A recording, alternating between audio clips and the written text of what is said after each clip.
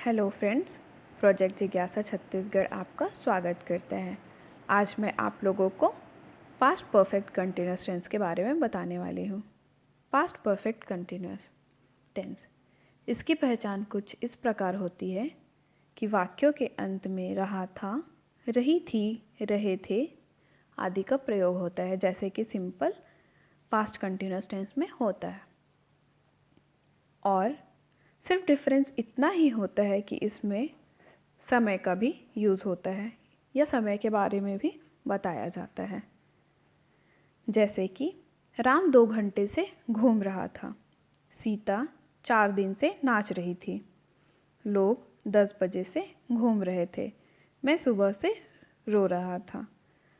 इसमें समय भी बताया गया है और कंटिन्यूअस टेंस के जैसे रहा था, रही है आदि का भी यूज़ हुआ है। अब हम इसके कुछ इम्पॉर्टेंट रूल्स देख लेते हैं। क्योंकि इसमें समय का प्रयोग होता है, इसलिए हम सीन्स और फॉर का यूज़ करते हैं। सीन्स का यूज़ हम निश्चित समय के लिए करते हैं, जैसे कि scenes 2 o'clock, scenes 1 o'clock, scenes yesterday, scenes morning, scenes evening, scenes Sunday, scenes Monday. तो जहाँ पर हमारे पास निश्चित समय दिया होता है उसके लिए हम सीन्स का प्रयोग करते हैं, और जहाँ पर अनिश्चित समय की बात होती है या कोई टाइम ड्यूरेशन होता है वहाँ पर हम फॉर का यूज़ करते हैं, जैसे कि फॉर 1 hour, फॉर 2 days, जिसमें कोई फिक्स्ड समय नहीं रहता है ना। अब हम सिंपल सेंटेंस बनाना देखते हैं। इसका स्ट्रक्चर कुछ इस प्रकार होता है। Subject plus had been plus verb के फर्स्ट फॉर्म में ing प्लस ऑब्जेक्ट, उसके बाद सीन्स और for according to time duration. Subject चाहे सिंगुलर हो या प्लूरल हो, हैड बीन का ही प्रयोग होता है सहायक क्रिया के रूप में। एग्जाम्पल देख लेते हैं। राम 2 घंटे से घूम रहा था। तो इसके लिए जब हम इसको इंग्लिश में ट्रांसलेट करेंगे तो ये कुछ इस प्रकार होगा। Ram had been walking for 2 hours।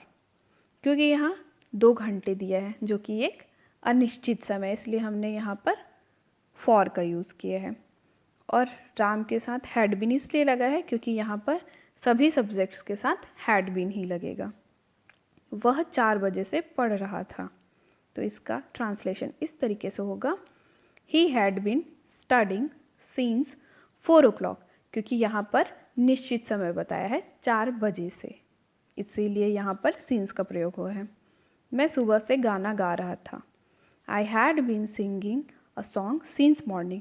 यहाँ पर भी सिंस का यूज़ इसलिए हुआ है क्योंकि यहाँ पर निश्चित समय सुबह से बताया है। अब हम नेगेटिव सेंटेंस बनाना देखते हैं। नेगेटिव सेंटेंस में हम हैड के साथ नॉट बीन यूज़ करते हैं। Subject had not been plus verb के फर्स्ट फॉर्म में ing plus object plus since और फॉर अकॉर्डिंग टू टाइम। अब हम देखते हैं, राम 2 घंटे से नहीं घूम रहा था। तो इसको इंग्लिश में अगर हम ट्रांसलेट करेंगे तो Ram had not been walking for 2 hours। उसी तरीके से दूसरे एग्जाम्पल देख लेते हैं। वह 4 बजे से पढ़ नहीं रहा था। He had not been studying since 4 o'clock। मैं सुबह से गाने नहीं गा रहा था।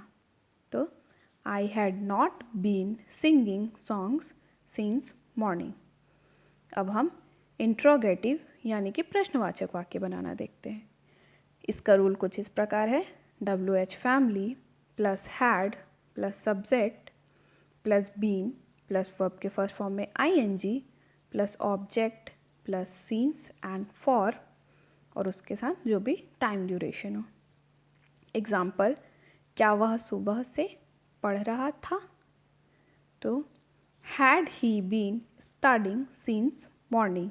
यहाँ पर हैड यूज़ करें हैं क्योंकि WH फैमिली से रिलेटेड यहाँ पर कोई शब्द नहीं आया है। एंड क्वेश्चन मार्क, वो